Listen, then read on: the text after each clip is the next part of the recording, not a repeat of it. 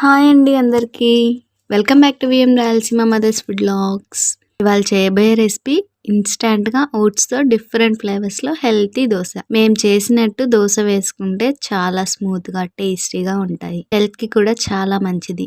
ఈ రెసిపీని ఫస్ట్ నుంచి లాస్ట్ వరకు స్కిప్ చేయకుండా చూసి మీరు కూడా డెఫినెట్గా ట్రై చేయండి. సూపర్ టేస్టీగా వస్తాయి. ప్రాసెస్లోకి వెళ్దాము. ఈ రెసిపీకి ముందుగా ఒక కప్పు ఓట్స్ని పౌడర్ చేసి అందులోనే అరకప్పు పెరుగు, రుచికి సరిపడా సాల్ట్ వేసి బాగా దోశ బ్యాటర్ కన్సిస్టెన్సీలోకి వచ్చేంత వరకు మిక్స్ చేసి 10 నిమిషాలు పక్కన ఉంచాలి. ఈ ప్రాసెస్ నేను ముందుగానే చేసి పెట్టుకున్నాను. ఇప్పుడు ఇందులోనే 1/2 టేబుల్ స్పూన్ వంట సోడా వేసి బాగా మిక్స్ చేసుకోవాలి. ఫస్ట్ది నేను ఊతప్పం వేస్తున్నాను. స్టవ్ మీద ప్యాన్ పెట్టి ప్యాన్ హీట్ అయ్యాక ఆయిల్ అప్లై చేసి బ్యాటర్తో ఊతప్పం వేసుకోవాలి.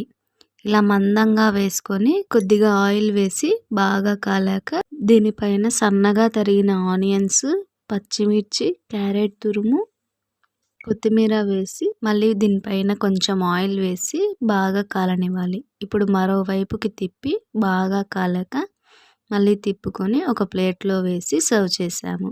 ఇప్పుడు సెకండ్ది ప్లెయిన్గా కోన్ దోశ వేస్తున్నాను.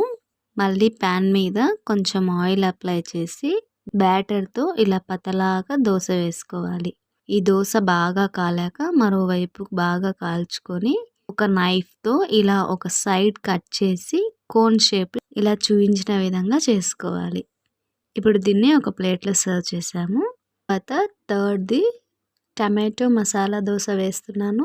మళ్ళీ సేమ్ ప్రాసెస్లో దోశ వేసుకొని రెండు వైపులా బాగా కాలాక దీనిపైన టమాటో చట్నీ అప్లై చేసుకోవాలి.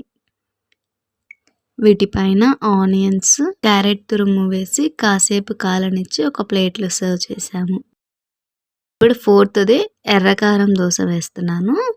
మళ్ళీ సేమ్ ప్రాసెస్లో దోశ వేసుకొని రెండు వైపులా బాగా కాలాక దీనిపైన ఎర్రకారంని అప్లై చేసుకోవాలి. మళ్ళీ దీనిపైన పప్పుల పొడి స్ప్రింకిల్ చేసి కాసేపు కాలనిచ్చి ప్లేట్లో సర్వ్ చేసాము. ఈ 4 ఫ్లేవర్ దోశలు కూడా వేటికవి సూపర్ టేస్టీగా ఉంటాయి. ఈ 4 ఫ్లేవర్ దోశలకి ఏ చట్నీ అవసరం లేదు. ఒట్టివే స్మూత్గా సూపర్ టేస్టీగా ఉంటాయి. ఇలా ఇన్స్టంట్గా అప్పటికప్పుడు పిల్లలు దోశ కావాలి అని అడిగినప్పుడు మేము చెప్పిన ప్రాసెస్లో బ్యాటర్ని అయితే యాడ్ చేసుకొని ట్రై చేయండి. చాలా టేస్టీగా వస్తాయి. మనం రెగ్యులర్గా చేసుకునే బియ్యపిండి దోశల కన్నా ఇవి చాలా స్మూత్గా టేస్టీగా ఉంటాయి. ఇందులో ఓట్స్ వేసాం కాబట్టి పిల్లలకైనా పెద్దలకైనా హెల్త్కి చాలా మంచిది.